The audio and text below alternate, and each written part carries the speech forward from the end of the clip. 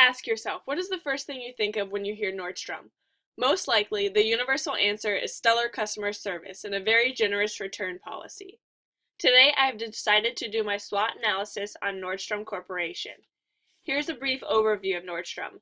Nordstrom was founded by John W. Nordstrom and Carl Wallen, and it began as a small downtown shoe store in 1901. Today, it has 287 stores in the United States and 38 stores in Canada. Through this expansion, Nordstrom has strengthened as a company. It is the nation's largest upscale apparel and shoe retailer. Through Nordstrom.com, the company reaches more than 96 countries. The first strength that I see is customer service. Nordstrom's competitive advantage in the market is based on its combination of high-value clothing and accessories and first-rate customer service. Its exceptional customer service, in particular, sets it apart from other competitors such as Bloomingdale's and Macy's. Nordstrom's emphasis on personal selling and on doing whatever it takes to satisfy the customer has resulted in a very loyal customer base. Going more in depth with the customer service element of their success, it is a great strength of theirs. They pride themselves on offering outstanding customer service. They quoted, "At Nordstrom, we hope to provide the best possible customer service and experience by delivering highly relevant, personalized experiences no matter how the customer chooses to shop with us." Another strength that I see is technology. So kind of going off the customer service aspect, they want to create a wonderful online experience for the consumers. Nordstrom remains on its defining organizational characteristic, service. They have recognized that technology is changing the definition of customer service. Nordstrom is focused on harnessing technology to drive growth. The company is striving to pay even greater attention to the customer experience, whether the customer is shopping at stores or online. For example, Nordstrom management has found that 25% of online shopping was done by mobile phones in 2013. So this channel was quickly prioritized, enhancing mobile service for 2014. Moving forward, mobile phone apps will be enhanced to make shopping easier and more exciting for the customer. Since phones are so important now and will continue to be important in the future, therefore they have put many efforts into making the online experience great for its consumers. Because more business can be achieved with better graphics, more impressive three-dimensional photos, and better product descriptions. Nordstrom is putting its money where its mouth is, allocating more operating and capital expense to its online strategy. In the 5 years from 2009 to 2013, the company spent $500,000 on online technology. In the coming 5 years, to 2014 to 2019, the company allocated $1.2 million. That certainly shows that urgency placed on the internet business and its potential growth. This change does result in significant change in Nordstrom sales. Nordstrom recorded one of the best first quarter 2014 results of all retailers, despite the tough winter. Comparable sales increased 3.9% after a 2.7% increase in the first quarter of the previous year. Here's a photo of Nordstrom's app. It is very crisp, precise, very easy to navigate, and is a great way for a consumer to experience their customer service and great technology. One of the weaknesses that I see for Nordstrom is their narrow target market. Nordstrom's core target market is middle to upper class women from 25 to 55 years old. Although Nordstrom does have departments for boys and men, including a suit department, Nordstrom focus is women's clothing and accessories. Nordstrom's retail stores has approximately 24 departments dedicated to women's clothing, accessories, and cosmetics, while it includes only 6 departments for men. I feel it would be more beneficial to Nordstrom to advertise towards men too, not just towards women. Another weakness that I see is their expensive product.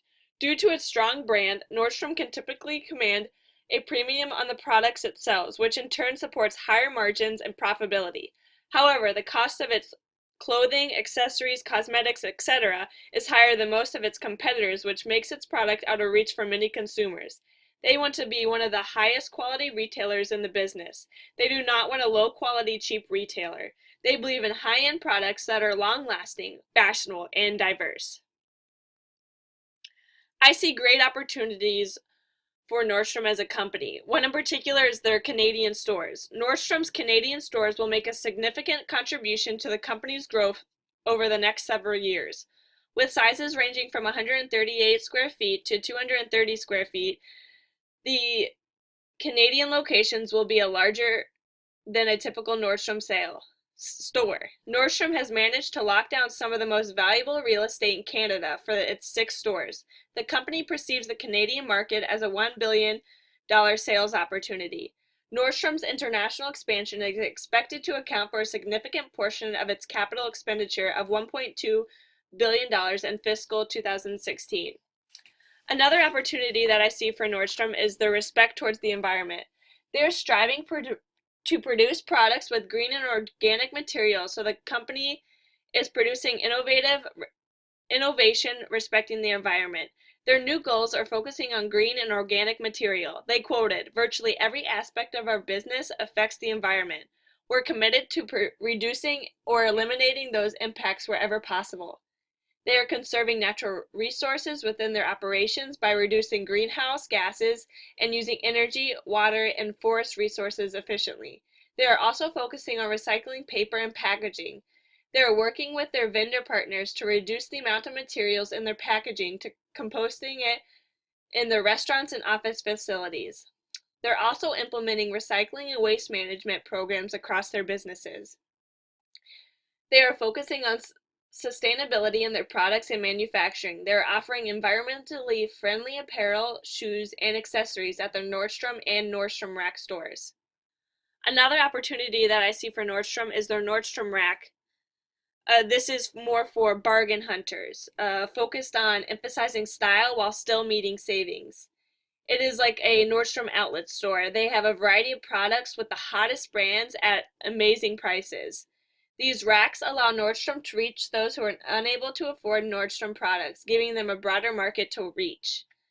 Nordstrom Rack stores are more profitable than the company's full-line stores. In fiscal 2013, Nordstrom Rack generated $553 in sales per square foot compared to $372 in sales per square foot generated by full-line stores. Nordstrom Rack's fiscal 2013 net sales were up 12% to $2.74 billion. The company's 22 new stores drove this growth. In contrast, Nordstrom's full-line stores sales declined by 3.25% to $7.71 billion. Another opportunity that I see for Nordstrom is their anniversary sale. Every year they have a store-wide sale with significant discounts for many products. They're able to draw in more consumers as many of their products are on sale and are available for purchase for those who are usually unable to purchase from Nordstrom's.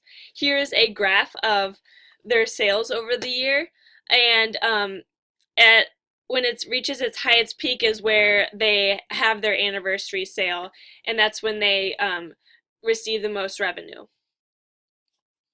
One threat that I see for Nordstrom is their intense competition. The competition for Nordstrom is high. Nordstrom has notable competitors in the retail industry that offers high fashion in a similar department store format. Other retailers specializing in high-end fashion includes Macy's, Dillard's, Neiman Marcus, Von Maur, and Saks. The rapid changes in technology and consumer preferences constitute significant risk factors for Nordstrom's. Competitors are continually developing alternative brands, lowering prices, and focusing more on customer service to take away Nordstrom's market share.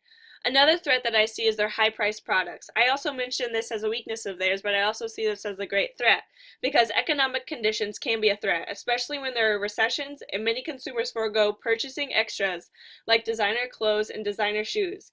Instead, these consumers will seek out lower-priced brands, and this may lead to a loss of sales for Nordstrom's. Another threat that I see is their narrow market. I also mentioned this as a weakness, but I also see this as a great threat. They are not only specifically targeting women, but they are exclusively targeting the people with money. Many of their products are expensive than most of its competitors, which makes its product out of reach for many consumers.